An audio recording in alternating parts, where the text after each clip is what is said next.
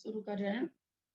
सरस्वती नम ओकारं बिंदु संयुक्तं नित्यं ध्यायन्ति योगिनः कामदं मोक्षदं चैव ओंकाराय नमो नमः। अविरल शब्द घनोघ प्रक्षालित सकल भूतल कलंका मुनि भी रूपासी तीर्था सरस्वती हरितु हरितु हरतु न दूरितम अज्ञानतिमिरान्धानां ज्ञानाञ्जनशलाकया चक्षुरुन्मीलितं येन तस्मै श्री गुरुवे नमः। श्री परम गुरुवे नमः। परमाचार्य गुरुभ्यो नमः। सकलकलतेषां परिवर्धकं धर्म संबंधकं भव्य जीवन प्रतिबोधकारकं पुण्य प्रकाशकं पापनाशकमिदं शास्त्रं गोमठसार जीव श्री गोमठसार जीवकांड नामधेयम् अस्य मूल ग्रंथ कर्तार श्री सर्वज्ञ देवास्तदुत्तर ग्रंथ कर्तार श्री गंधर देवः प्रतिगंधर देवास्ते तेषां वचन अनुसार मासाद्य पूज्य श्री नेमिचंदाचार्येण विरचितमिदं शास्त्रं श्रोतारः सावधानतया शृण्वन्तु। मंगलम भगवान वीरो मंगलम गौतमो गणि मंगलम कुंद कुंदादो जैन धर्मोस्तु मंगलम सर्वमंगल मांगल्यम सर्वकल्याणकारकम प्रधानम सर्वधर्मानां जैनम जयतु शासनम जैनम जयतु शासनम। सरस्वती नमस्तुभ्यं वरदे कामरूपिणी विद्यारंभं करिष्यामि सिद्धिर्भवतु मे सदा। वालसाम जिनवानी माता की जय। श्री गोमठसार जीव कांड जी की जय। नेमिचंद आचार्य की जय। टीकाकर्त्री रतनलाल जी मुख्तार जी की जय। अढ़ाई दीप में विराजमान सभी आचार्य उपाध्याय सर्व साधु के चरणों में नमोस्तु नमोस्तु नमोस्तु। सभी आरिका माता जी के चरणों में वंदामी वंदामी वंदामी। सभी छुल्लक छुल्लिका हेलक के चरणों में इच्छामी इच्छामी इच्छामी। सभी प्रतिमाधारी के चरणों में ग्रुप में विराजमान अंजना जी के चरणों में वंदना वंदना वंदना। माता जी सुमति माता जी हैं तो वंदामी माता जी। प्रेक्षामती माता जी आज नहीं आएंगी, उनका प्रॉब्लम हो गया है इसलिए वो नहीं आएंगी। और सभी पूज्य बाबूजी नेमिचंद भाई साहब उमराव भाभी सभी को सादर चरण स्पर्श। सभी से सादर जय जिनेन्द्र।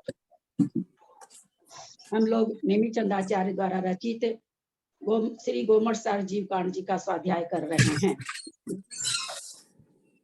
स्वाध्याय करते हुए हम लोग गुण स्थान की प्ररूपणा पढ़ रहे हैं। गुण स्थानों का विवेचन चल रहा है।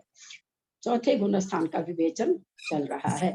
सिद्धम सुद्धम प्रणमीय जिनिंदवर नेमि चंद्रमकलंकम गुणरयन भूषणोदयम जीवत्त परुवनम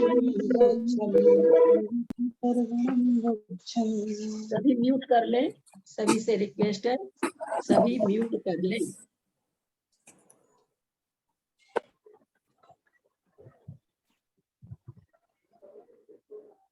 सुनील जी बाकलीवाल अपने को म्यूट कर लें।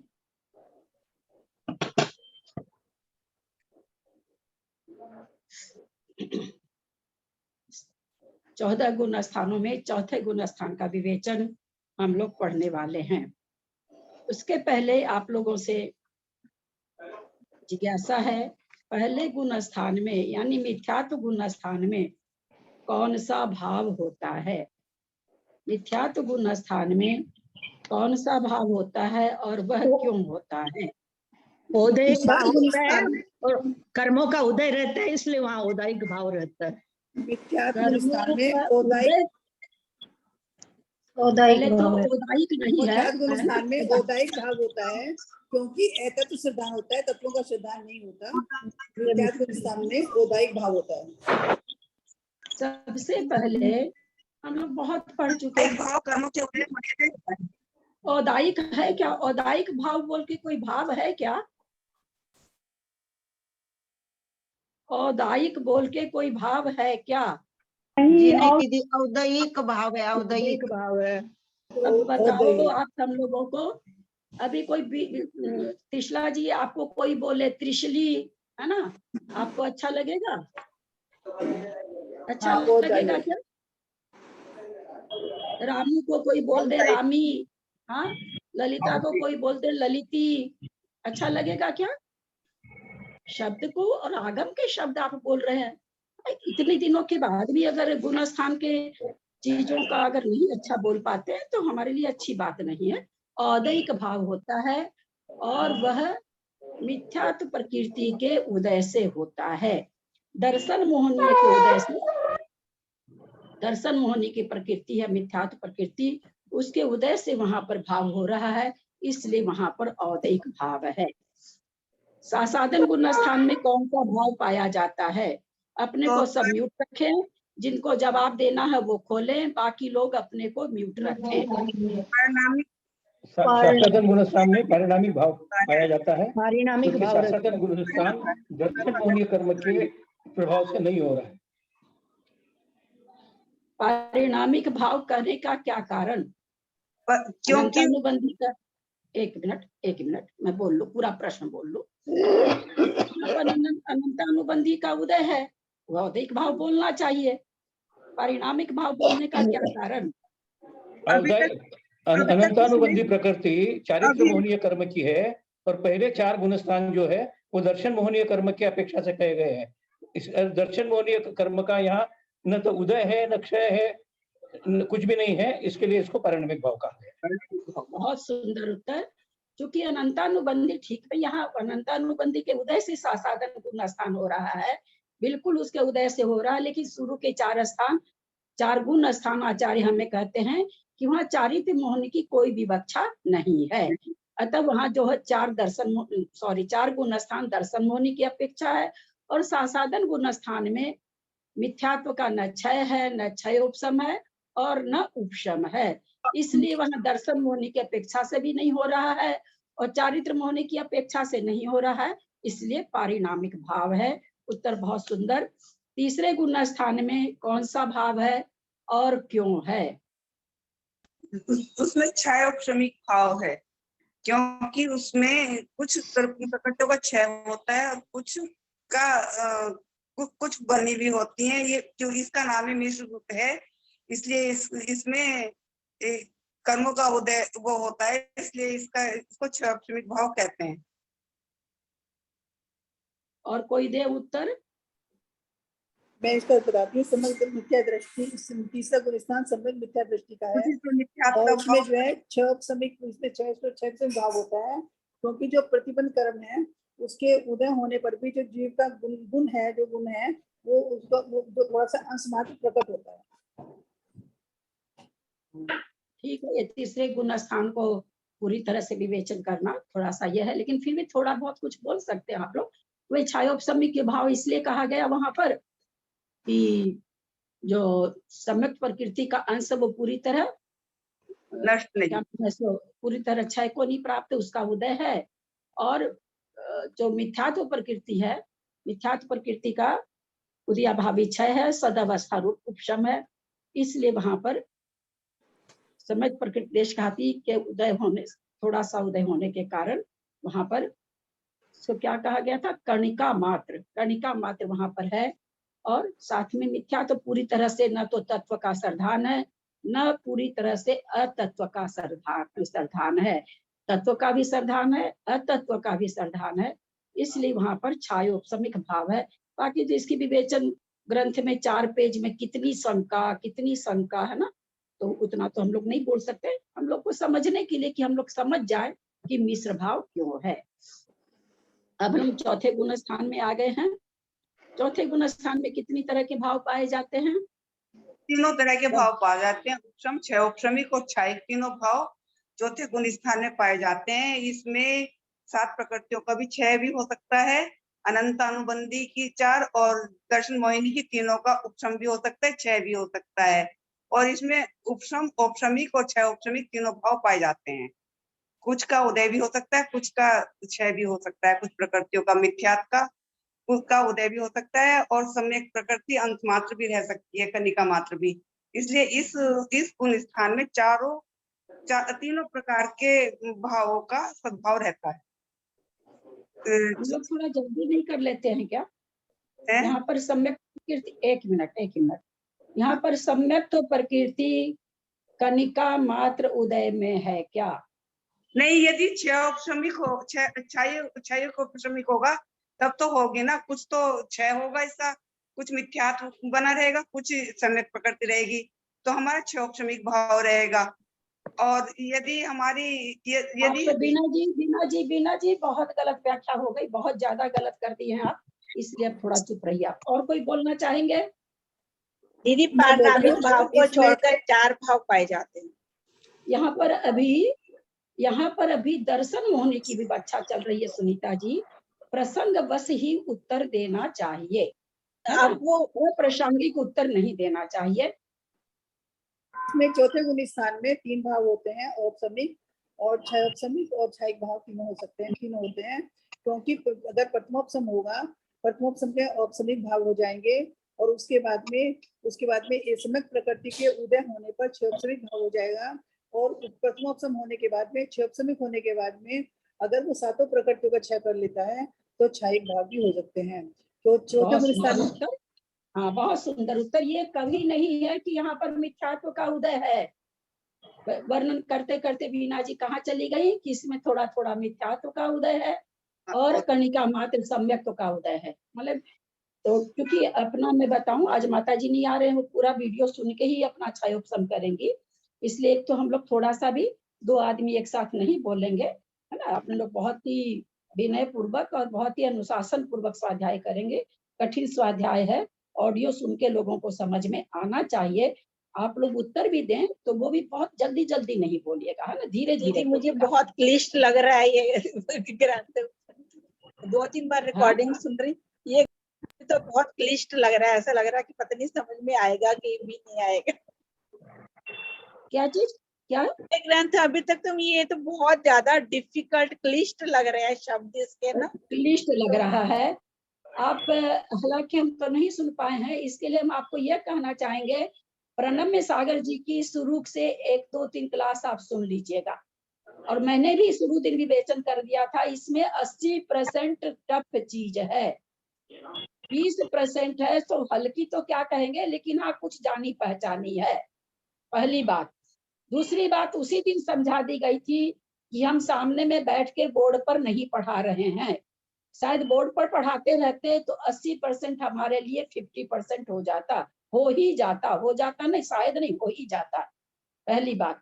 दूसरी बात, अंक संदृष्टि अच्छों के समझ में नहीं आती है, और हम लोग यहाँ ग्रुप में ऐसे कोई भी नहीं है जो बीएससी एमएससी करके बैठे हुए हैं, हम लोग सब साधारण पढ़ाई किए हुए हैं। तो अंक संदृष्टि अपने आप में बहुत कठिन है। फिर भी मेरे जैसा आदमी जो कि एक ही चीज को दोहराता ही रहता है, इससे ज्यादा समझाने वाला तो मैंने तो जितनी भी क्लास की कोई नहीं मिला है मुझे समझाने वाला, मुझे तो दीदी कोई आप नहीं तो मिला। बहुत अच्छा समझा रहे हो, पर हमारा बहुत क्लास हम 1 मिनट सुनीता जी, पूरा जवाब सुन लीजिए। आप लोग बहुत क्लास करती हैं, इसलिए आप लोगों को बहुत तरह के लोगों से परिचय है। मेरे को तो अभी तक कोई ऐसा इंसान नहीं मिला, चाहे वो विकास जी हो, चाहे वो सारिका जी हो, चाहे प्रकाश जी हो, सब एक सीमित समय में क्लास कराते हैं, फटाफट आगे बढ़ते हैं। तीसरी बात, चौथी बात, शुरू में ही कह दिया गया था कि जितना हमको समझ में आता वो अपना है, अपना जितना भी ज्ञान बढ़ा, 10% बढ़ा, 20% बढ़ा तो सही। अब जो नहीं बढ़ा उसको हमने श्रद्धा से सुना, वो श्रद्धा से सुना हुआ अगले जन्म में क्या करता है, ये वीर सेनाचार्य का वाक्य हमने पता नहीं कितनी बार आप लोगों को बोल दिया। उसके बाद भी आप लोगों को ये शंका है कि क्लिष्ट है, नहीं समझ पाएंगे, अटेंड करें कि नहीं करें, ये सारी आपकी मन मुताबिक बात है। ललिता जैन किसी को हाथ पकड़ के नहीं कह रही है कि आपको जबरदस्ती मेरी क्लास अटेंड करनी है। आपका मन भाए, 1000 बार मन भाए कि नहीं हम सब कुछ छोड़ के सुनेंगे, तो आपका स्वागत है। आपको ये लगता है कि हम ठीक से नहीं कह पा रहे हैं, ग्रंथ बहुत कलिष्ट है, मेरा समय बर्बाद जा रहा है, आप लोग स्वेच्छापूर्ण सब कुछ कर सकते, किसी को कोई बंधन नहीं है। दीदी मेरे ये भाव नहीं थे कहने के, मैं तो ये अपने आप को कह रही थी भैया मुझे समझ में आएगा कि नहीं आएगा, बड़े शब्द बड़े क्लिष्ट हैं इसके ना, बस मेरा भाव यही था। हाँ नहीं, आपका मैं समझ रही हूँ सुनीता जी, आपके बारे में मैं जानती हूँ, मैं सामूहिक रूप से सबके बारे में ये चीज कर रही हूँ। आज मैं भी पढ़ाना शुरू करी हूँ और मैं भी समझ रही हूँ कि ग्रंथ तो बहुत कठिन है, बहुत शब्द आएंगे, मेरे भी समझ में नहीं आएगा, कहाँ से आएगा, किसी से पढ़ा नहीं मैंने, किसी का सुना नहीं। प्रणम्य सागर जी शुरू किए तो एक या शुरू दिन की क्लास मैंने की थी, फिर एक दिन की, और मेरे को समय भी नहीं मिलता था, उस समय मेरे बहुत सारे काम भी रहते थे और मेरे को मतलब उतना मुझे लगा कि मैं उतना अपने से समझ सकती हूँ, तो मैंने अटेंड भी नहीं किया, सारी बात बता दूं। तो इसलिए मैंने भी आज तक किसी का नहीं पढ़ा है। बहुत मन था प्रणव सागर जी की क्लास अटेंड करूं, थोड़ा सा वो सामने नहीं होने से मजा भी नहीं आ रहा था मेरे को, कोई शंका हो तो पूछ नहीं पाते थे, तो थोड़ा सा आनंद भी मेरे को कम आ रहा था। मेन बात तो ये थी, हम लोगों को चाहिए एकदम सामने बताने वाला, तो वो चीज तो होती नहीं थी, उनका तो प्रवचन टाइप का होता था। तो इसलिए मैंने भी किसी से नहीं पढ़ा, और एक एक शब्द बहुत कड़े भी आ रहे हैं, कठिन भी आ रहे हैं, उसका अर्थ भी हमको समझाना पड़ता है, करना पड़ता है, तो कठिन तो ये सबके लिए है, ऐसा थोड़ी कि मेरे लिए। मैं आप लोगों मैं कल रात की क्लास में बताई ना आप लोगों को कि कल मेरा 4 घंटा गया है इसमें, केवल छठा गुण स्थान आप लोगों को कैसे समझाऊं, इसको मैं कैसे आप लोगों को करूं, क्या करूं, बोर्ड मंगाऊं कि कोई कागज पे लिख के दिखाऊं कि कैसे दिखाऊं, क्या करूं, कितना उधेड़ बुन, पूरा 4 घंटा पूरा दिन कल मेरा इसमें का, केवल इसमें कि मैं कैसे समझाऊं आपको। तो मेरा अपना प्रयास अधिक से अधिक रहेगा, फिर भी सबका अपना अपना क्षयोपम है, सबकी अपनी अपनी रुचि है, किसी को भी किसी के लिए भी कोई जबरदस्ती नहीं है। मैं अपने लिए स्वाध्याय कर रही हूँ, 4 आदमी रहेंगे तो भी मुझे करना है, 100 आदमी रहेंगे तो भी मुझे करना है। तो इसलिए अब एकदम वहां पर वो कह रहे हैं प्रणव सागर जी शुरू की मैंने कि श्रद्धा बना के रखिए, बस केवल श्रद्धा बना के रखिए। साफ वो कह रहे हैं कि बहुत क्लिष्ट है, थोड़ा सा है जो समझ में आने लायक है, बाकी सारा क्लिष्ट है। तो आचार्य एक ठो वो भी बोलते विद्या समय पाकर पकती है, क्या हमारे गुरुदेव कहते हैं विद्या समय पाकर पकती है। अब एक बार पहली बार हम लोग कठिन कठिन सुन रहे हैं, और पहली बार में हम सोचे हमको तो सारा ज्ञान हो जाए, तो जो चीज हम जान रहे हैं गुण स्थान हम लोग खूब बढ़िया से पढ़ चुके हैं, एक बार नहीं 4 बार पढ़ चुके, वो भी हम नहीं समझ पाते, मैं भी नहीं समझ पाती हूँ, मैं भी हूँ, मैं अलग नहीं हूँ आप लोगों से।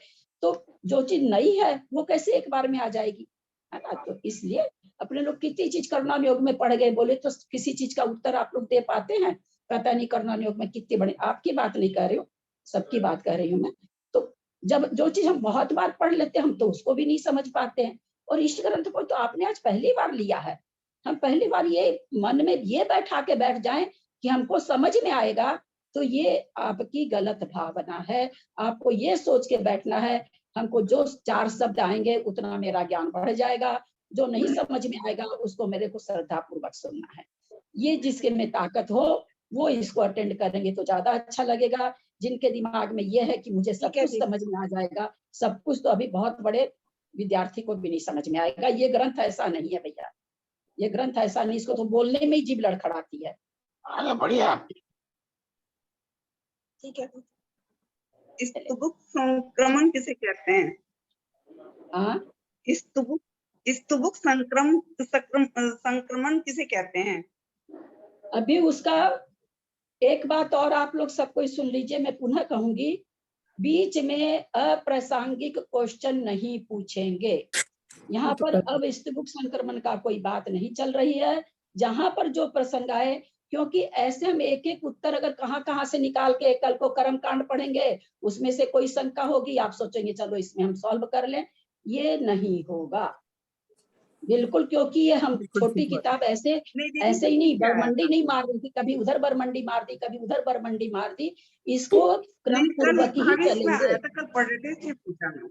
इनकी क्लास कल किसमें पढ़ते टाइम 8वीं और स्तुभुक संक्रमण बीना जी आप तो शायद मेरी दोनों क्लास अटेंड करती हैं, कल रात में भी बताया गया स्तुभुक संक्रमण, परसों रात में भी बताया गया है, आप ऑडियो सुनिएगा आपको समझ बहुत बढ़िया से बताया गया दोनों दिन, है ना। तो दोनों दिन का सर्वार्थ सिद्धि का आप ऑडियो सुन लीजिएगा, उसमें बताया गया है।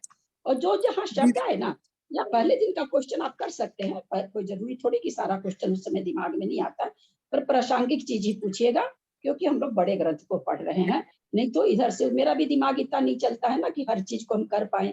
मैं भी बहुत टफ चीज हाथ में ले ली हूँ, कितना कर पाऊंगी नहीं पता है मुझे, कोशिश करूंगी पूरी। दीदी एक बात कहूँ दीदी, गलती माफ, आप भी अगर छोटा बोझ रख लें प्रणव सागर जी की तरह, मतलब गलती माफ, मैं तो अपने उससे कह रही हूँ जो मुझे समझ नहीं, वो तो आपका कहना ठीक है कि प्रणमी सागर जी की तरह, प्रणमी सागर जी जो वो के आई लिख के कर रहे हैं ना, मैं वो हम लोगों को तो आ रहा था, लेकिन मुझे नहीं लगता कि सबको बहुत अच्छी से समझ सबको में समझ आएगा। आना। और हाँ। हाँ, वो नहीं आएगा। मैं उनका 1-2 क्लास करी हूँ, ऐसा नहीं कि नहीं करी हूँ, लेकिन और फिर प्रणमी सागर जी और मेरे में ये अंतर है कि मैं बैठे बैठे बोर्ड पर लिख लूं, ये मेरे में क्षमता नहीं है। और मैं बार बार उठ करके लिखूं, बार बार दिखाऊं, वो भी मुझे नहीं। लगता हाँ, मेरे से निश्चित नहीं हो पाएगा। फिर और देखते हैं क्या हो सकता है ना। ठीक वो ठीक है। सारी चीज सोची वैसे गई है। रात में हीरा जी वकील, उनका भी फोन आया, दीदी मैं बोर्ड भेज देती हूँ, ये कर देती हूँ, वो कर, आप कर दोगे बोर्ड तो मैं यहाँ बैठी बैठी अभी मेरा बच्चा लोग भेज दे मुझको, लेकिन उस बोर्ड का यूज तो होना चाहिए ना। उतने अब शरीर में क्षमता नहीं रही है निशा जी कि मैं खड़ी हो जाऊं, तुरंत लिखूं, फिर नहीं नहीं बैठूं, फिर नहीं, करूं। ठीक है दीदी। उतना आप कर नहीं हम पाती हूँ। हम तो फिर ये भी ना मैं हम कोशिश सोचते हैं कि जरूर आप करूंगी। इतना आंटी आप पेज इतना नंबर कर रहे हो, बहुत बड़ी बात है हमारे लिए, तो बहुत बड़ी बात है। और हमें पेज तो बहुत नंबर आनंद आ रहा है। एक दिन क्लास छूट जाती है तो दिल कुड़कुड़ करता रहता है। फिर मैं उसके पूरी लिए कोशिश करूंगी। मैं लगी हुई हूँ कि मैं किस तरह से समझाऊं, करूं, क्योंकि थोड़ा सा बिना बोर्ड के कम समझ में आएगा। गाथा का मेरा मन है कि मैं गाथा के अर्थ के शब्द से आप लोगों को समझाऊं, इसलिए थोड़ा दिक्कत होगा, क्योंकि मेरा मन है गाथा का अर्थ सबको बहुत बढ़िया से याद है। मैं लगी हुई हूँ कोशिश में, देखिए क्या होता है, कुछ कह नहीं सकती अभी। कोशिश में लगी हुई कि मुझे क्या करना है क्या नहीं। आंटी पेज नंबर बताइए ना, हाँ, पेज नंबर बताइए ना, कौन सा पेज है? पेज नंबर, हाँ बता रहे हैं, पेज नंबर 13 है शायद, 13 में नीचे है, नीचे वाला पैरा। हाँ 13। असंयत, हाँ, असंयत सम्यक दृष्टि कौन सा गुण स्थान है? हाँ,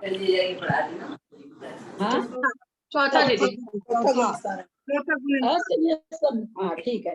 असंयत सम्यक दृष्टि यह कौन सा भाव है? प्रश्न किया है, प्रश्न का उत्तर दे रहे हैं। ये औपसमिक भाव भी है, छायिक भाव भी है, छायोपसमिक भाव भी है। ये भी क्यों लगा दिया यहाँ पर, भी क्यों आ गया? अब देख लीजिए तो आपको ध्यान में आ जाएगा। दो भाव और भी आते हैं ना, हाँ? इसमें 2 भाव और भी आते हैं ना। इसमें ये 3 भाव होते हैं ना चौथे गुण स्थान में, इसलिए भी आया है। वो कहना दीदी चाह मैं रहे थे कि प्रयास तीनों करूं भाव बोलने के। का, जो हाँ, दीदी मैं प्रयास करूं कहने का, हाँ बोलिए दीदी प्रयास करूं मैं कहने का इसका। हाँ बोलिए ना, बोलिए बोलिए। औपशमिक भाव यहाँ पे प्रथमोपशम है, प्रथमोपशम की अपेक्षा ये औपशमिक भाव है। और अगर इसने 7 प्रकृतियों उसका क्षय करके औपशमिक के जो 3 उसमें सम्यक क्षय करते हैं प्रकृतियों का, तो क्षय हो गया। और अगर सम्यक प्रकृति को उदय में ले आया तो क्षयपशम। हाँ, क्योंकि भी हमने भी पूछा था कि भी क्यों है।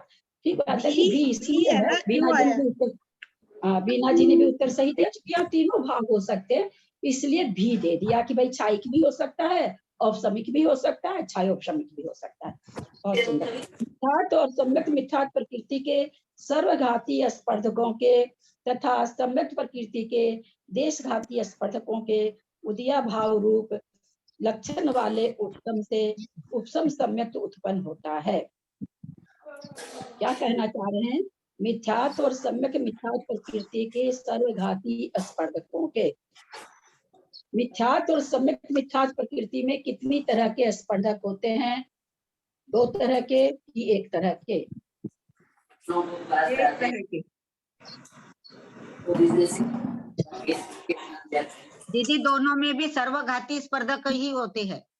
एक ही तरह के होते हैं सर्वघाती। हाँ, हाँ, बहुत अच्छा। एक ही तरह के सर्वघाती स्पर्धक होते हैं। हाँ, ये क्या कह रहे हैं कि मिथ्यात्व सम्यक मिथ्यात्व के सर्वघाती स्पर्धकों के तथा सम्यक प्रकृति के देश, अपने को म्यूट कर लें, सम्यक प्रकृति के देशघाती स्पर्धकों के, सम्यक प्रकृति सम्यक प्रकृति 9:30 ऐसा कुछ वहाँ से हम लोग को क्लास बैक तो यहाँ तो 10 बजे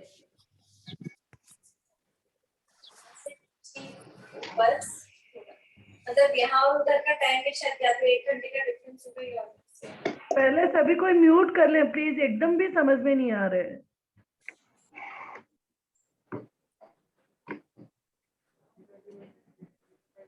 जैसे यहाँ खिड़की आगे चलता है।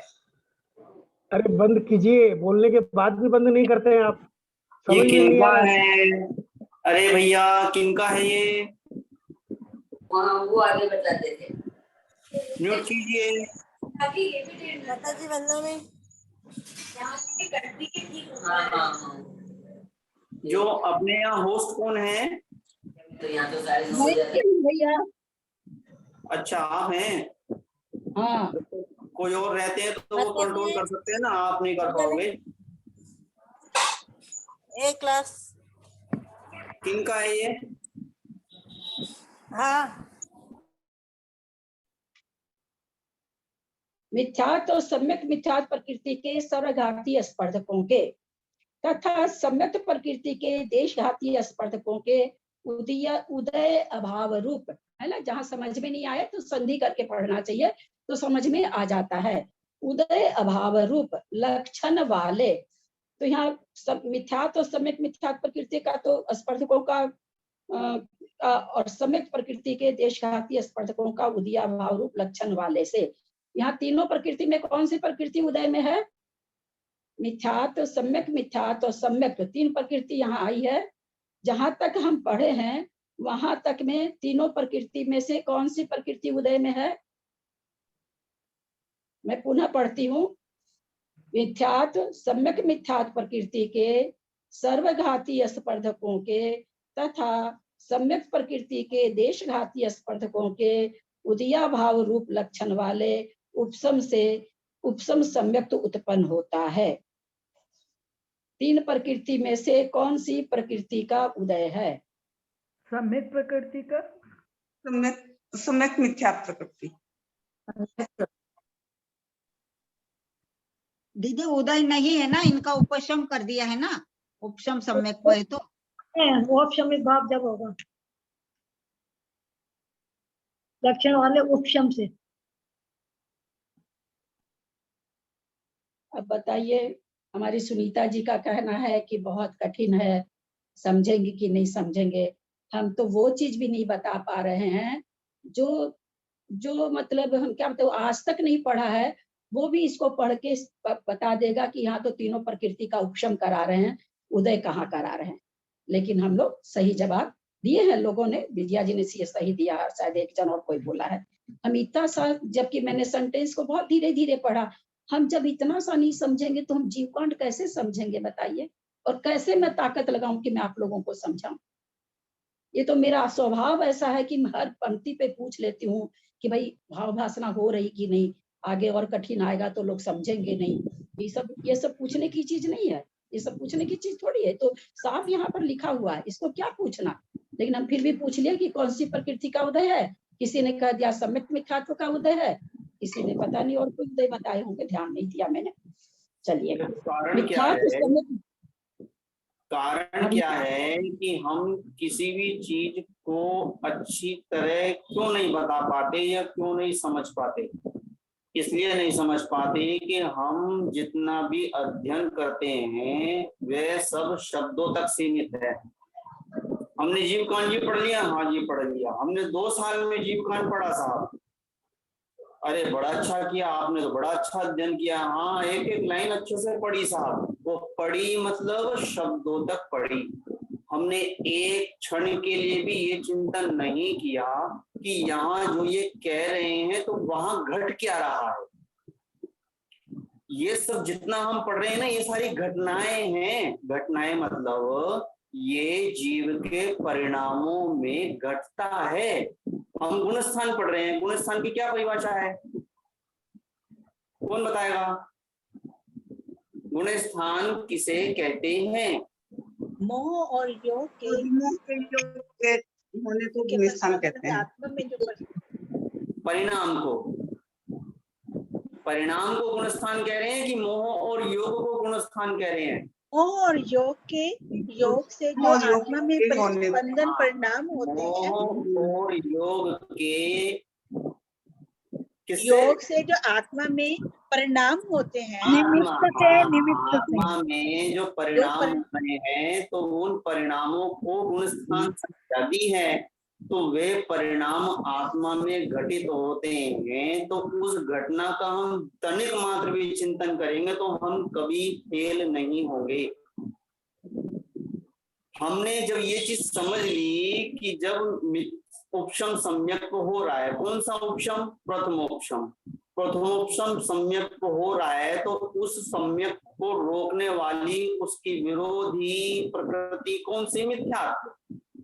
मिथ्यात्व है तो सम्यक नहीं है, ऐसा ही है ना? है ना? तो अगर हम जो सम्यक की विरोधी प्रकृति को उदय में ले आएंगे तो सम्यक कैसे प्रकट रह सकता है? हमने इस बात का चिंतन नहीं किया कि वो जो उपशम हुआ, उपशम में हमने उदाहरण पकड़ लिए, जैसे साहब पहलवान ना सबको दबा देता है, क्योंकि उन्होंने शब्दों में यही समझाया, उदाहरण यही समझाया, जैसे पहलवान 4 पहलवानों को पकड़ के दबा देता है, उसे उपशम कहते हैं। हमने वो पहलवान की कल्पना करी, उसे समझ लिया, हाँ हमें उपशम समझ में आ गया। यही है ना?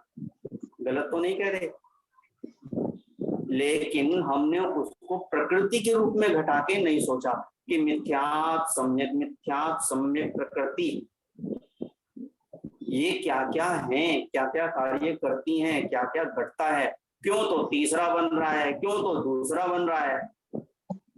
गुणस्थान पहले से 4 तक के इतने महत्वपूर्ण हैं कि अपने लिए अगर उनका चिंतन बन जाए ना तो कभी भी अशुभ उपयोग में जा नहीं सकोगे। इतना महत्वपूर्ण चिंतन है हम लोगों गृहस्थों के लिए। हम बड़े आसानी से हम किसी से भी पूछे या सम्यक दृष्टि के कौन कौन से गुण हैं, सभी अपने अपने गुण ऐसे रटे हुए बता देंगे। 8 गुण है साहब, 4 गुण है साहब, प्रशम संवेग अनुकंपा आस्तिक्य। हम किसी से पूछे प्रशम क्या है, कषायों का उपशमन प्रशम है साहब। अच्छा भैया वो कैसे घटता है? अब क्या कहोगे? कुछ नहीं कहोगे, क्योंकि हमने उस चीज को कभी विचार ही नहीं किया कि ये कषायों का उपशम आखिर होता क्या है। ये अपने अंदर अपने को महसूस करना है तो अपने यहाँ प्रशम होगा, नहीं तो अध्ययन शब्दों तक रहेगा। एक बार नहीं 1 लाख बार पढ़ लो, ऐसे ही रह जाएंगे कोरे के कोरे। इसलिए जो भी चीज पढ़ो जबकि मैं सारी चीज इन लोग को तर्कना से बताती हूँ, रटाना नहीं चाहती हूँ। मैं हर शब्द का अर्थ भी तर्कना से देती हूँ कि इन लोग को तर्क के चलते याद रह जाए। कभी भी मैं रटाना नहीं चाहती, सारी चीज तर्कना से बताती हूँ कि ऐसा क्यों होता है, क्यों जहां तक क्यों घटे, सब जगह क्यों नहीं घटता है, जहां जिसमें क्यों घटता है हम क्यों से समझाते हैं सबको। ऐसा नहीं कि लिखा हुआ बोल दिया, पढ़ दिया, चल दिया, ऐसा कभी नहीं करते हैं। अभी जो आपने प्रश्न पूछा ना, हम अपनी क्लास में ऐसे प्रश्न पूछते हैं तो वो कहते हैं सीबीआई वाले प्रश्न मत पूछा करो भैया जी। और हम तो अभी देखिएगा कैसे कैसे प्रश्न पूछते हैं और उत्तर भी सुनिएगा, जबकि हम 2.5 साल से इन सबको पढ़ा रहे हैं और यही चीज पता नहीं कितनी बार बोल चुके होंगे। क्या कह रहे हैं अभी इन लोग को? वही तो कहते हैं हमेशा कि क्लास बंद ग्रंथ बंद, बस क्लास बंद ग्रंथ बंद। जाइए भाई आप अपने घर। कि इतने सरल प्रश्न भी सीबीआई वाले प्रश्न कहला रहे हैं। चलिए कोई बात नहीं, थोड़ा सा ध्यान दें, बहुत नहीं बहुत बार पढ़ो और जो भी पढ़ो उसका चिंतन करो। फिर कोई चीज समझ में नहीं आएगी, 1 नहीं 1 लाख बार हम समझाने की कोशिश करेंगे जितना अपने में सामर्थ्य होगी। मिथ्यात्व और सम्यक मिथ्यात्व प्रकृति के सर्वघाती स्पर्धकों के तथा सम्यक प्रकृति के देशघाती स्पर्धकों के उदय अभाव रूप लक्षण वाले उपशम से उपशम सम्यक उत्पन्न होता है। इसलिए असंयत सम्यक दृष्टि यह भाव औपसमिक है। पहले बात बता रहे हैं कि औपसमिक भाव क्यों घटा रहे हैं, वो बता दिया। इन्हीं तिन्हीं प्रकृतियों के क्षय से उत्पन्न होने भाव को क्षायिक कहते हैं। कौन सी 3 प्रकृति के क्षय से? मिथ्यात्व, सम्यक मिथ्यात्व और सम्यक प्रकृति। सम्यक प्रकृति के देशघाती स्पर्धों के साथ के उदय के साथ रहने वाला सम्यक परिणाम छायोपशमिक कहलाता है। मिथ्यात्व के सर्वघाती स्पर्धकों के उदयाभाव क्षय से, उन्हीं के सद अवस्था रूप उपशम से, सम्यक मिथ्यात्व प्रकृति के सर्वघाती स्पर्धकों के उदय क्षय से, तथा उन्हीं के सद अवस्था रूप उपशम से अथवा अनुदय रूप उपशमन से, एवं सम्यक प्रकृति के देशघाती स्पर्धकों के उदय से छायोपशमिक भाव कितने ही आचार्य कहते हैं, किंतु यह घटित नहीं होता, क्योंकि वैसा मानने पर अति व्याप्ति दोष का प्रसंग आता है। फिर से पढ़ रहे हैं एक बार। सम्यक प्रकृति के देशघाती स्पर्धकों के उदय के साथ रहने वाला सम्यक परिणाम छायोपशमिक कहलाता है। मिथ्यात्व के सर्वघाती स्पर्धकों का उदयाभावी क्षय, उन्हीं का सद अवस्था रूप उपशम से, और सम्यक मिथ्या प्रकृति के सर्वघाती स्पर्धकों के उदय क्षय से, तथा उन्हीं के सद अवस्था रूप उपशम से अथवा अनुदय रूप उपशमन से, एवं सम्यक प्रकृति के देशघाती स्पर्धकों के उदय से छायोपशमिक भाव कितने ही आचार्य कहते हैं, किंतु यह घटित नहीं होता, क्योंकि वैसा मानने पर अति व्याप्ति दोष का प्रसंग आता है। नीचे क्या कहेंगे मुझे पता नहीं, लेकिन मुझे लगता है यहाँ पर जो ये कहा जा रहा है, बाकी हो सकता मैं गलत हो सकती हूँ, पर मैं सोचती हूँ कि पहले मैं अपनी तरफ से तो मतलब साफ कर ले, मैं गलत भी हो सकती हूँ नीचे जाने पर। जहां तक छायोपशमिक सम्यक का की परिभाषा आती है, तो अनंतानुबंधी और मिथ्यात्व प्रकृति के सर्वघाती स्पर्धकों का उदयाभावी क्षय, उन्हीं का सदवस्था रूप उपशम, और देशघाती सम्यक प्रकृति के उदय रहने पर जो परिणाम होते हैं, या उस समय उसको छायोपशमिक सम्यक दृष्टि कहते हैं। ऐसा अभी तक पढ़ा हुआ था, ये मिश्र के बारे में पहली बार पढ़ रहे हैं। देखें आचार्य क्या कहते हैं। तो फिर छायोपशमिक भाव कैसे घटित होता है? यथा स्थित अर्थ के सर्धान को घात करने वाली शक्ति सम्यक प्रकृति के स्पर्धकों में क्षीण है, अतः उनकी छायिक संज्ञा है। क्षीण स्पर्धकों के उपशम को क्षयोपशम कहते हैं। उसमें उत्पन्न होने से वेदक सम्यक छायोपशमिक है। यह कथन घटित हो जाता है। इस प्रकार सम्यक में 3 भाव होते हैं, अन्य भाव नहीं होते।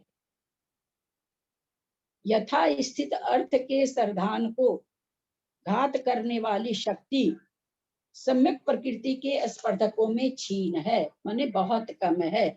अर्थ का जो जैसा तत्व है अथवा जैसा अर्थ है, उसका सर्धान करने वाली जो शक्ति है, वो सम्यक प्रकृति के स्पर्धक में नहीं पाई जाती है, यानी क्षीण है, माने बहुत कम। कि सर्धान को घात करने वाली, सर्धान को करने वाली शक्ति नहीं, सर्धान को घात करने वाली शक्ति उसमें कम है। यहाँ पर छायोपशमिक जो शब्द है उसकी संज्ञा कर रहे हैं, उसकी उत्पत्ति बता रहे हैं, व्युत्पत्ति। तो कह रहे हैं इसलिए उनका जो है ना छायोपशमिक, क्षय उपशम, तो वो क्षय बता रहे क्या चीज का क्षय है। तो यहाँ पर क्षय घटा रहे हैं कि सम्यक प्रकृति में यथार्थ सर्धान को घात करने वाली शक्ति अत्यंत क्षीण है, अत्यंत क्षीण है, अभाव नहीं बताया जा रहा है। क्यों? अत्यंत क्षीण का मतलब तो वहां पर अंश है।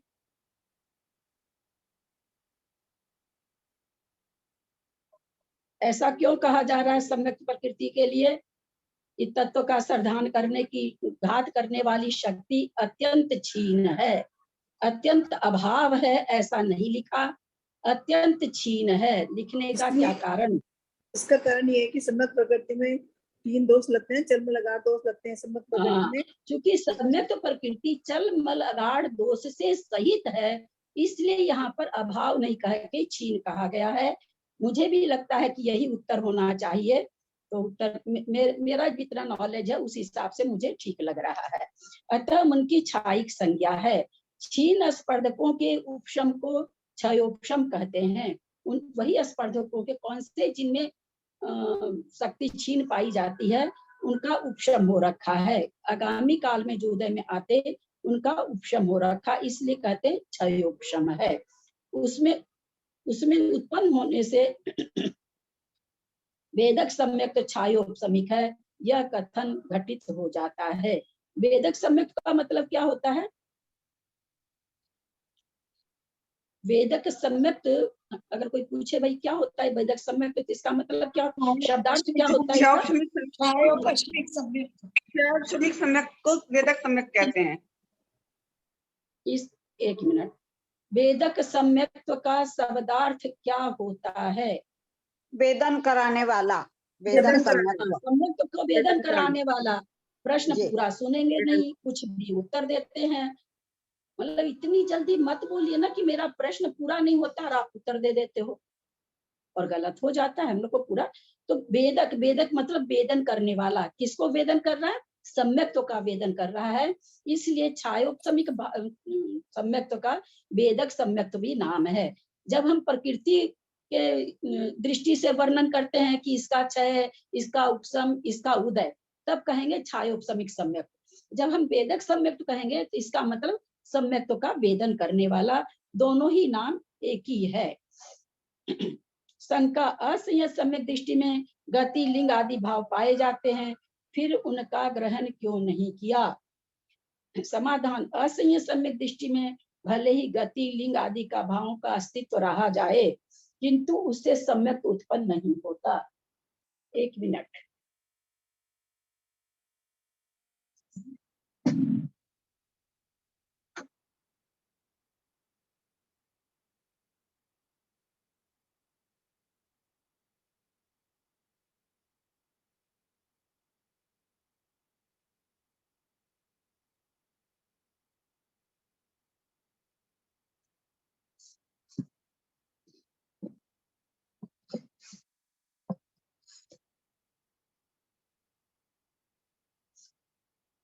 असंयत सम्यक दृष्टि में, असंयत सम्यक दृष्टि में भले ही गति, लिंग आदि भावों का अस्तित्व रहा जाए, किंतु उनसे सम्यक उत्पन्न नहीं होता। इसलिए सम्यक दृष्टि औदिक आदि भावों के व्यपदेश को नहीं प्राप्त होता। वो कह रहे हैं गति का उदय किसी न किसी गति में हो रहा है, किसी न किसी कोई ना कोई लिंग है, तो उदय भी चल रहा था। औदिक भाव घटाओ असंयत सम्यक दृष्टि को, छायोपशमिक घटा दिया, छायिक घटा दिया, औपशमिक घटा दिया, औदयिक नहीं घटाया। उसके लिए यहाँ पर शंका किए, भाई वहां गति का उदय है, लिंग का उदय है, और भी प्रकृतियों का उदय है, तो औदयिक भाव आप बोलिए। तो कहते हैं इससे कोई गति के कारण सम्यक तो नहीं होता, लिंग के कारण सम्यक तो नहीं होता। सम्यक तो एक ऐसी विधा है कि भले बध्यमान आयु कोई भी हो अथवा भुज्यमान आयु कोई भी हो, भुज्यमान आयु में बध्यमान आयु का किसी भी आयु का सत्व हो, फिर भी सम्यक दर्शन हो जाता है, बाधा नहीं होती है। अतः इसमें गति और लिंग आदि सम्यक्त्व को उत्पन्न कराने में भी बाधा, ये सहायक नहीं है और बाधक भी नहीं है। इसलिए कहते हैं वहां पर औदिक भाव नहीं कह सकते। सम्यक तो लब्धि छायोपशमिक है, क्योंकि वह सम्यक प्रकृति के उदय से उत्पन्न होती है। छायोपशमिक लब्धि है, छायोपशमिक सम्यक तो भाव है, तो लब्धि भी छायोपशमिक ही होगी। शंका, सम्यक प्रकृति के स्पर्शक देशघाती ही होते हैं, उसके उदय से उत्पन्न हुआ सम्यक उभय प्रतीक छायोपशमिक कैसे हो सकता है? और उसमें तो खाली देशघाती स्पर्धक है, सर्वघाती होता तो आप कहते हैं सर्वघाती स्पर्धकों का उदयाभावी क्षय, सदावस्था रूप उपशम, देशघाती का उदय, इसलिए वहां पर छायोपशमिक हो रहा है। पर ऐसा बात तो है नहीं, फिर आप इसको छायोपशमिक कैसे कह सकते हैं? समाधान, नहीं, क्योंकि सम्यक्त के देशघाती स्पर्धकों के उदय से सम्यक्त की उत्पत्ति होती है, इसलिए तो वह औदयिक है और वह औपशमिक भी है, क्योंकि वहां सर्वघाती स्पर्धकों का उदय का अभाव है। उदय का अभाव होना उपशम कहलाता है, तो कहते हैं इसलिए वहां पर औपशमिक भी है, और सम्यक प्रकृति का उदय है इसलिए औदयिक भी है। सम्यक प्रकृति की उत्पत्ति के हिसाब से औदयिक भी है।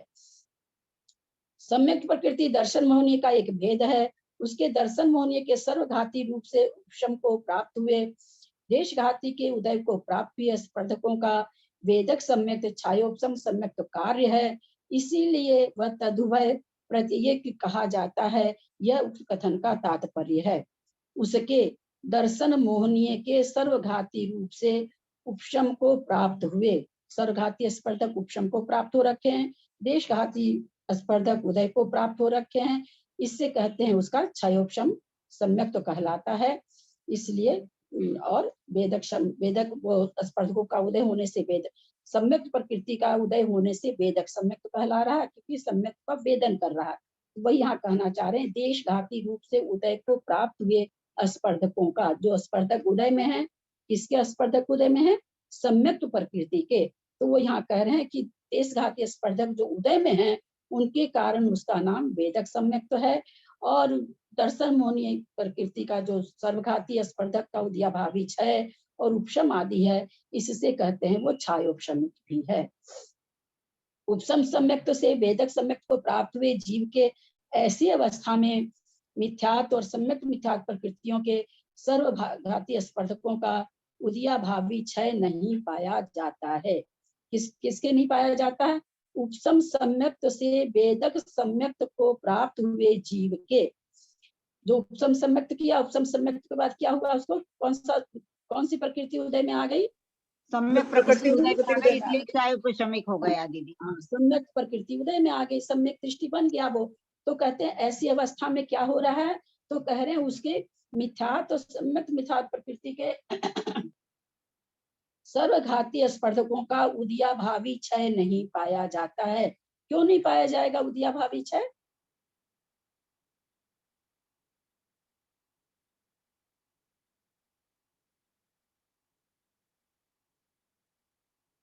तीनों प्रकृति का उसने उपशम कर लिया है ना। तीनों प्रकृति का जब उपशम करते हैं तो तीनों प्रकृति के, ध्यान से सुनिएगा, तीनों प्रकृति के स्पर्धक उस समय उदयावली में नहीं रहते हैं। अब उदयावली में है नहीं, उपशम के बाद वो सीधे वेदक सम्यक तो बन गया। उदयावली में तीनों ही प्रकृति का समाये हुए नहीं थे। अब सम्यक प्रकृति उदय में आ गई तो उदयावली में सम्यक प्रकृति के प्रदेश आएंगे। मिथ्यात्व के सम्यक मिथ्यात्व से तो पहले से खाली था तो उसमें आया ही नहीं, उदयावली में तो आया ही नहीं। अंतरायाम के समय में जब अंतरकरण होता है उस समय रहता ही नहीं। मोहनीय प्रकृति का उस समय बेहोश जैसी अवस्था हो जाती है, जिसको कि अंतरकरण करते हैं। मोहनीय प्रकृति के जितने प्रदेश हैं कुछ क्षण के लिए ऊपर चले जाते हैं, नीचे चले जाते हैं, कुछ नीचे ऊपर मतलब बाद में उदय में आने वाले में, और नीचे चले जाते हैं। इस तरह से कुछ समय के लिए मोहनीय प्रकृति, मोहनीय कर्म की जो दर्शन मोहनी की 4 और 3 इसकी 7 प्रकृति का वहां पर घायल सी अवस्था हो जाती है। वही उसी को उपशम सम्यक तो कहते हैं।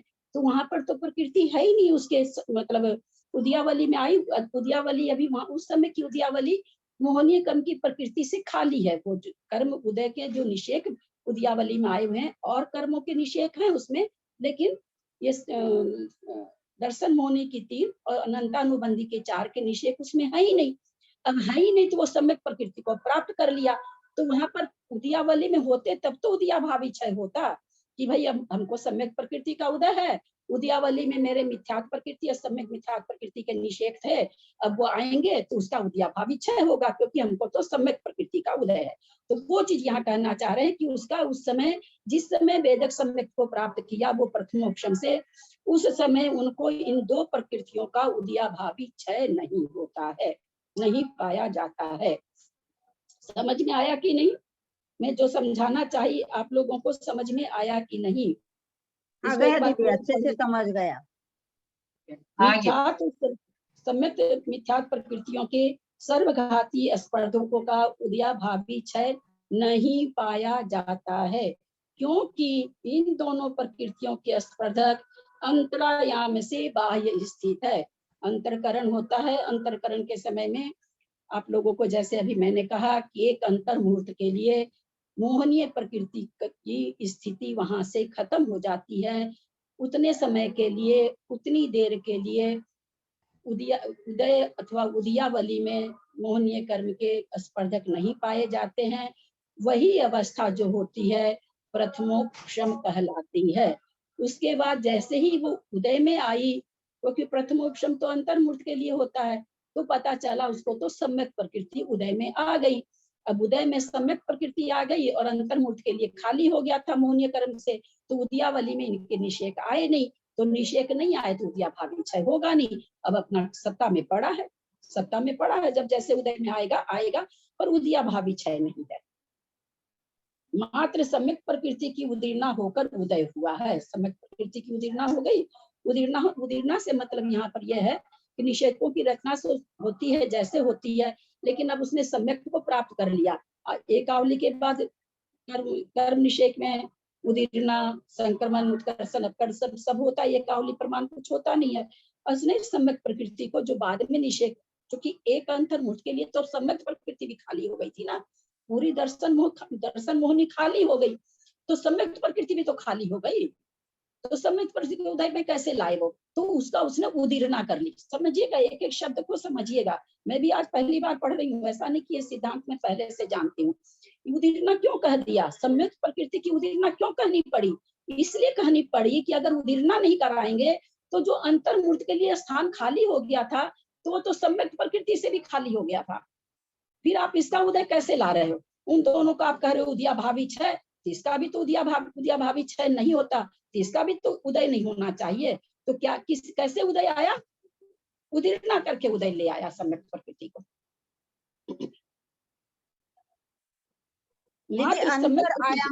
दीदी अंतर आयाम शब्द जो आया उसको थोड़ा स्पष्ट कर दीजिए। अंतर आयाम, अंतर आयाम का मतलब समझाए ना कि जिस समय प्रथमोपम होता है उस समय अंतरकरण इसको कहते हैं, उसी को अंतरायाम इन्होंने लिखा है। अंतरकरण होता है, कहते उस समय जैसे वो अंतर्मूर्त के लिए प्रकृति कर्मों का उदय बराबर चल रहा है, पर बीच में एक अंतर्मूर्त के लिए ऐसा होता है कि मोहनीय कर्म की प्रकृतियां पूरी दब जाती है। अंतर्मूर्त के लिए वो स्थान मोहनीय कर्म से खाली हो जाता है। तब पूछा कि भाई वो निषेध कहाँ गए? बोला कुछ ऊपर चले जाते हैं, कुछ इधर चले जाते हैं, और अंतर्मूर्त के अंदर वो निषेध उदय में उदयावली में रहते ही नहीं है, यानी उदय में आते ही नहीं है। तो नहीं आए तो सातों प्रकृति दबी, सातों प्रकृति दब गई, क्योंकि मोहनीय कर्म की है सातों प्रकृति दब गई, तो उसको प्रथमोपशम हो गया। अब यहाँ पर प्रथमोपशम तो हो गया। अब प्रथमोपशम के बाद ये क्या कह रहे हैं कि प्रथमोपशम होने के बाद में सम्यक प्रकृति उसको उदय में आ गई, और जो दो प्रकृति है सम्यक मिथ्यात्व और मिथ्यात्व, इसका उदया भावी क्षय वहां पर नहीं है। तो भाई आप इसका उदया भावी क्षय नहीं है, क्योंकि ये उदय में नहीं थी, उदयावली में नहीं थी। अंतर्मूर्त के लिए उदय में नहीं थी, इसलिए ये उदयावली में नहीं थी, इसलिए इनका उदया भावी क्षय बनता नहीं है। सत्ता में पड़ी रहेगी ऐसे के ऐसी, क्योंकि सम्यक प्रकृति उदय में आ गई। तो यहाँ पर भी प्रश्न खड़ा होता, तो आचार्य पहले ही समझा दिए कि वो तो सम्यक भी नहीं था उस समय जो अंतर्मूर्त के लिए तो सातों प्रकृति नहीं थी, फिर आप सम्यक को कहाँ से उदय में ले आए? तो ये क्या कह रहे हैं कि उसके उदीर्णा करके उदय में ले आए।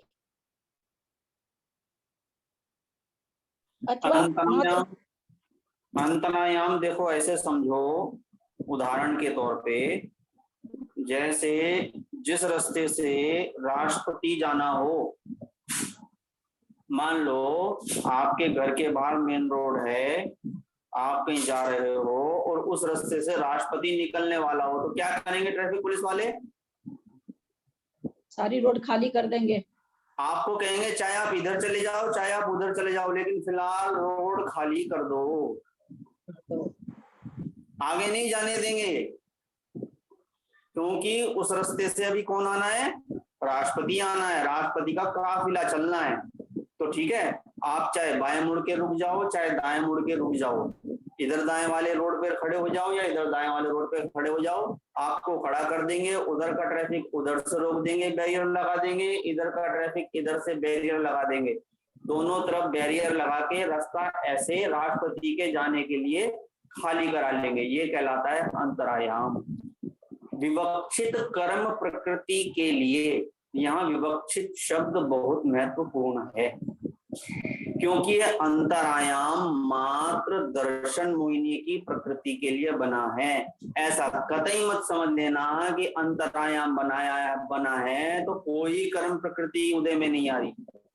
नहीं भैया, मोहनीय कर्म हम लोग इसलिए मैंने पहले ही मोहनीय कर्म बोला ना, क्योंकि चार वहां पर अनंतानुबंधी भी है, इसलिए हम खाली दर्शन मोहनीय नहीं बोल सकते, मोहनीय कर्म ही बोलना पड़ेगा। है ना, जब प्रश्न पूछते हैं ना तब ऐसा ही जवाब मिलता है, क्योंकि उस समय उस चीज को ठीक से नहीं समझा था। जब हमने विवक्षित कहा तो विवक्षित कहा, सुना और निकल गया। वहां विवक्षित का भाव नहीं समझा कि यहाँ विवक्षित क्यों कहा जा रहा है। विवक्षित यानी यहाँ दर्शन मोहिनीय विवक्षित है, इसलिए मात्र दर्शन मोहिनीय का वहां उदय नहीं रहेगा। उस समय वो रास्ते पे नहीं चलेगी। कौन चलेगा? बाकी राष्ट्रपति चलेगा, उसका काफिला चलेगा। इसलिए अंतरायाम कहते हैं उस अंतर मुहूर्त के लिए उस विवक्षित कर्म प्रकृति से उसको खाली करा लेना। अब समझ में आ गया? वंदना भैया जी, आप ये जो उदाहरण दिया है समझ में आ गया, लेकिन राष्ट्रपति चलेगा तो राष्ट्रपति के लिए कौन से कर्मों को आपने लिया है? देखो वहां ज्ञानावरणी, अभी मैं ये सोच रही थी कि लोगों के, अब अजय भैया एक मिनट, अभी मेरे मन में यही आया था कि इनके मन में ये पक्का आएगा कि अब राष्ट्रपति यहाँ कौन है। इस सुनिए, उदाहरण एक देश होते हैं, सर्व देश नहीं होते, है ना। उदाहरण हमेशा एक देश होता है। यहाँ पर इसमें इतना ही लेना है कि वो पूरा खाली करा दिए बस, यानी मोहनीय कर्म से पूरा खाली हो गया, इतना ही लेना है। सुनो, यहाँ खाली कराना विवक्षित है, और खाली क्यों कराया उसके लिए कुछ तो उदाहरण दिया जाएगा कि नहीं दिया जाएगा। बाकी रहा उदय की बात। आपका जो प्रश्न है, आपका प्रश्न संदर्भित तो है पर उदाहरण से संदर्भित नहीं है। हम बता देते हैं, उदय मात्र दर्शन मोहिनी की प्रकृति विवक्षित है। आयु कर्म का उदय है कि नहीं है, नाम कर्म का उदय है कि नहीं है, बाकी सब कर्म प्रकृतियों का उदय क्षयोपम चल रहा है। ज्ञानावर्णी दर्शनावर्णी का क्षयोपम चल रहा है कि नहीं चल रहा है? बोलो। चल रहा है भैया, चल रहा है। भैया एक मिनट, राष्ट्रपति के लिए खाली की गई है तो इन प्रकृतियों के लिए थोड़ी अंतरायाम हुआ है। अगर इनका उदय है, आप ये घटाओगे ऐसे, तो राष्ट्रपति के लिए वहां पर आपने किया। अब यहाँ पर इनको आप राष्ट्रपति थोड़ी कि इनके लिए वो अंतरायाम हुआ। अंतरायाम तो प्रथम उपशम के लिए हुआ है, इनके लिए थोड़ी अंतरायाम इनके लिए नहीं हुआ है कि भाई आप बड़े उदय में हो, हम लोग जब जाते लेना। थोड़ा सा उपदेश घटता है, बस इतना ही समझ के चलिए, है ना। अब क्लियर हो गया। मात्र सम्यक प्रकृति की उदीर्णा होकर उदय हुआ है। यहाँ पर इस चीज को आप लोग समझे कि नहीं समझे कि दो प्रकृतियों का उदयाभावी क्षय क्यों नहीं कहा गया? कहना चाहिए उदयाभावी क्षय, तो फिर उदयाभावी क्षय दो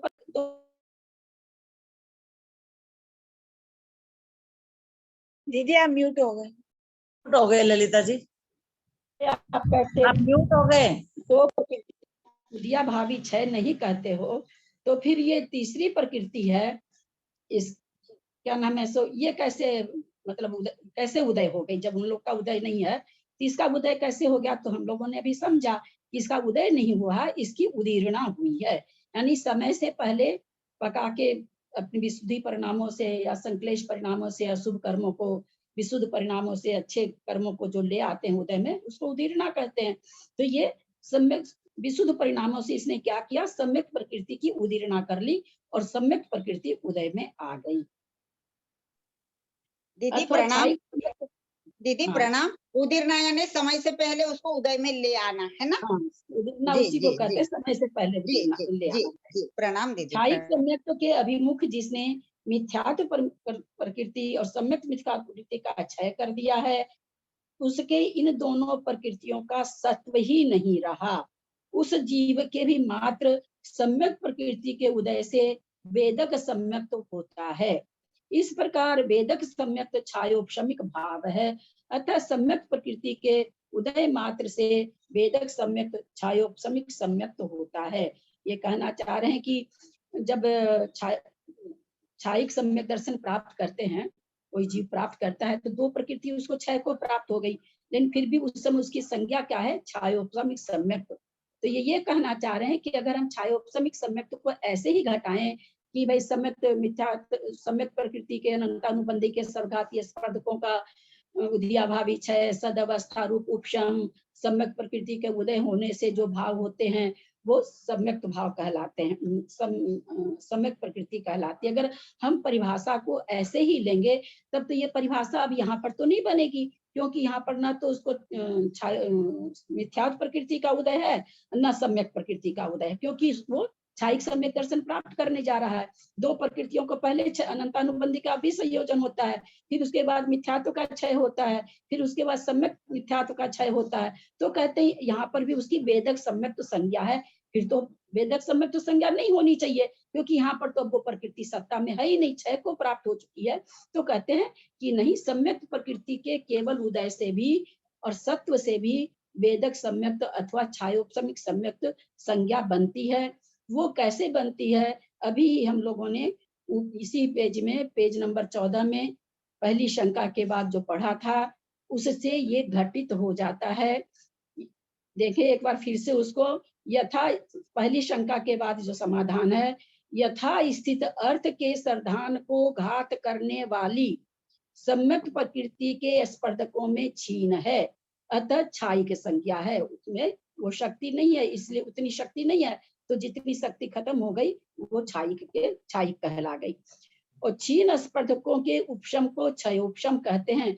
वही छीन स्पर्धक जो हैं, जो सत्ता में बैठे हैं, वो उपशम हो रखे हैं, उदय में नहीं आ रहे हैं, इसलिए उपशम हो गया। उसमें उसमें जो उत्पन्न हो रहा है वो वेदक सम्यक्त, उसकी छायोपशमिक संज्ञा है। यानी एक सम्यक्त प्रकृति में ही ये इस समाधान में छायोपशमिक भाव घटा दिया गया है। वही चीज यहाँ ये कहना चाह रहे हैं कि अगर हम मिथ्यात्व और सम्यक मिथ्यात्व के परिप्रेक्ष्य को लेकर के अगर चलेंगे छायोपशमिक सम्यक्त, तो जिस समय दो प्रकृति को क्षय कर दिया है उस समय वेदक सम्यक्त की संज्ञा नहीं बनेगी, लेकिन उस समय भी जीव वेदक सम्यक्त कहलाता है। कैसे कहलाता है, इसी पेज में अभी हम लोगों ने जाना। वेदक सम्यक प्रकृति के स्पर्धकों की क्षय संज्ञा है, क्योंकि उसमें सम्यक दर्शन के प्रतिबंधन की शक्ति का अभाव है, इसलिए क्षय संज्ञा यहाँ पर भी बता रहे हैं। मिथ्यात्व और मिश्र इन दोनों प्रकृतियों के उदया भाव को उपशम कहते हैं। उपर्युक्त क्षय और उपशम इन दोनों के द्वारा उत्पन्न होने से छायोपशमिक है। यहाँ पर कैसे घटा दिया कि सम्यक प्रकृति के स्पर्धकों की क्षय संज्ञा है, क्योंकि सम्यक दर्शन को रोकने वाली जो शक्ति है, सम्यक प्रकृति में वो शक्ति नहीं है, उसका अभाव है, इसलिए क्षय है। मिथ्यात्व और मिश्र इन दोनों का उदया भाव ही उपशम है, तो इसलिए उपशम है। तो उपर्युक्त क्षय और उपशम इन दोनों के द्वारा उत्पन्न होने से छायोपशमिक है। ये सारा प्रकरण सब धवला जी से लिया हुआ है, नीचे इसका रेफरेंस दिया हुआ है। गाथा के उत्तरार्ध द्वारा यह कहा गया है, अविरत सम्यक दृष्टि नामक चतुर्थ गुण स्थान तक तो चारित्र नहीं होता, क्योंकि संयम का घात करने वाले कर्मों के तीव्र उदय से इन चार गुण स्थानों में असंयत होता है। अर्थात अप्रत्याख्यानावरण कसाय चतुष्क के उदय से असंयत भाव होता है, अतः असंयत भाव औदयिक है। एक बार हम लोगों ने समझा था, चौथे गुण स्थान से पहला गुण स्थान कैसे बनता है, किसके उदय से बनता है, याद है किसी को? मिथ्यात्व के उदय से बनता है। ये कहाँ उदय लाएंगे, कब लाए उसको उदय? चौथे में उदय में लाए तो चौथा नहीं रहा, चौथे में उदय में आएगा नहीं, और पहले में आ गया फिर उदय में आया, ये घटेगा नहीं। कब लाएंगे उदय में, कैसे घटेगा? ये घटाइए। मिथ्यात्व को उदय आप कब लाए? चौथे से गिर के लाए तो गिर गया, पहले मिथ्यात्व आया तो आया। चौथे में अगर रहते हुए लाए तो चौथा स्थान में मिथ्यात्व का उदय आता नहीं।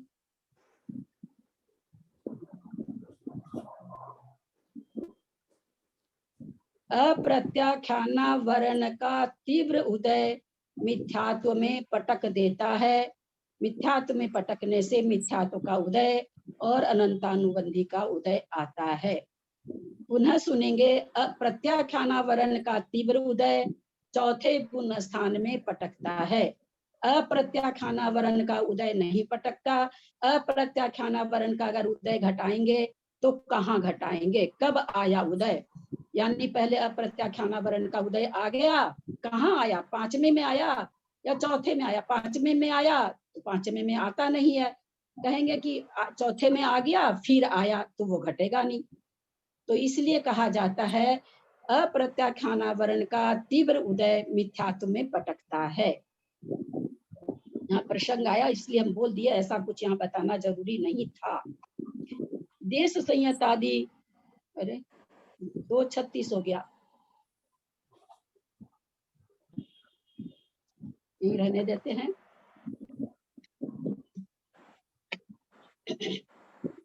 यदर्थमात्र पदवाक्यहीनं मया प्रमाद्यादि किंचनोक्तं तन्मे क्षमित्वा विदधातु देवी सरस्वती केवल बोधलब्धिं। बोधि समाधि परिणाम शुद्धि स्वात्मोपलब्धि शिव सौख्य सिद्धि।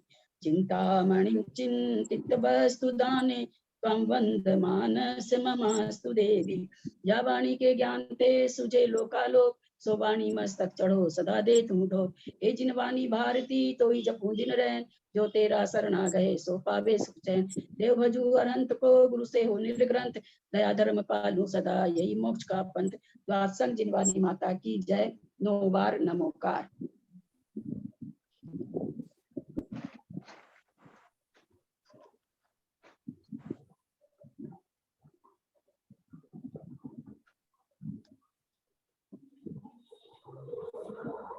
सादर प्रणाम दीदी, सादर प्रणाम, सादर प्रणाम, सादर प्रणाम, सभी को सादर प्रणाम, सादर जय जिनेन्द्र। लोग सबको सादर जय जिनेन्द्र। माता जी सभी को सादर जय जिनेन्द्र। मिलते दीदी वचन स्पर्श, सभी को माता जी को प्रणाम, भाई साहब को नंदा प्रणाम, माता जी, सभी को जय जय जिनेन्द्र। माता जी, प्रणामी माता जी।